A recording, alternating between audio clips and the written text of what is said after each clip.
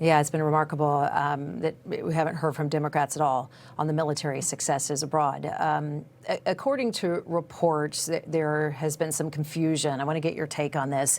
At the TSA, the Department of Homeland Security is warning that some employees could be getting their last paychecks until you all move on the Hill there. You've gone on record several times, actually, calling the shutdown the dumbest, most dangerous thing in history. What do you expect Congress to do when you get back together next week? Is this priority one? And isn't it fundamental, in terms of, you sit on these subcommittees, you're the chair of the Economic Growth, Tax, Capital Access. It's fundamental. Let's pay our people who've done some work for us. Absolutely. And this is why you've seen the House Republicans send over 4 bills now to the Senate to do just that. It's my understanding that there are dollars available in DHS to be able to pay TSA agents until June 1st.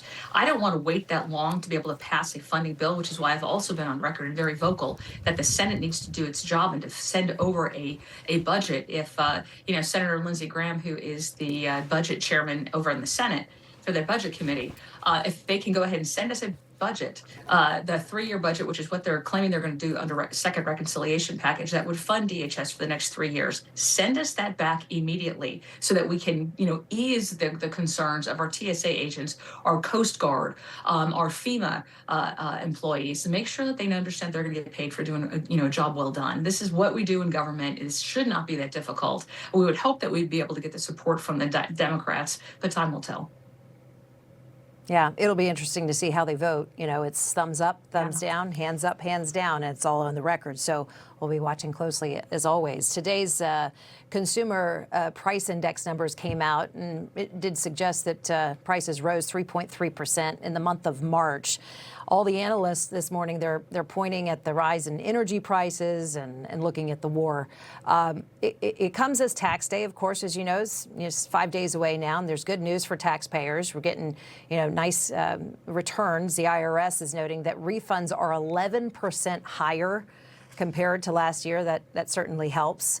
You point out that this is really thanks to President Trump's the working families tax cuts. What are your constituents saying at home as you head back to Washington? What are they telling you on the ground there?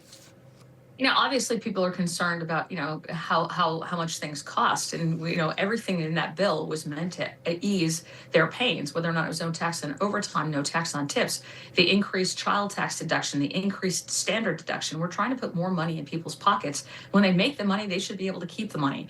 And, not only is the average rebate refund 11% higher, but we're actually seeing $222 billion of refund checks so far go out, which is 13% more than at this time last year. So those are all good things. This is what, the one big beautiful bill was exactly meant to do. I've been fighting, these increased regulations and providing for tax cuts for these working families. And, just last week, Jason Smith said he talked to a waitress that, mentioned the fact that she has $10,000 more in her pocket as a result of the no tax on tips. And, Kevin Hassett said that he's seen 20 million people so far take advantage of just that one provision. So this is real tax cuts for real working families. Meanwhile, very quickly, you're looking down the road. You've co-sponsored the Growth Act, is what you're calling it. You say the bill basically empowers Americans to simplify the tax code. That would be a dream.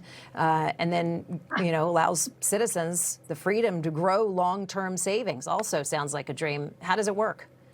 It's a common sense approach. It basically treats mutual funds that you don't have to pay capital gains tax until the seller sells the mutual funds, and it puts it on parity with other financial tools. It's another way to allow people to be able to save money for their retirement, save money for generational wealth. We just had a couple in my office this last week that talked about how important that was, that they are, struggling paying bills and that they didn't have the money to be able to pay for these taxes, especially since they weren't actually realizing the capital gains because they weren't selling them. So, I've been my entire career trying to figure out how to cut regulations and allow more people to be able to take opportunities, to keep more of what they pay and be able to provide for their families in the future. So it is a bipartisan bill, and I'm hopeful we'll be able to get it over the finish line.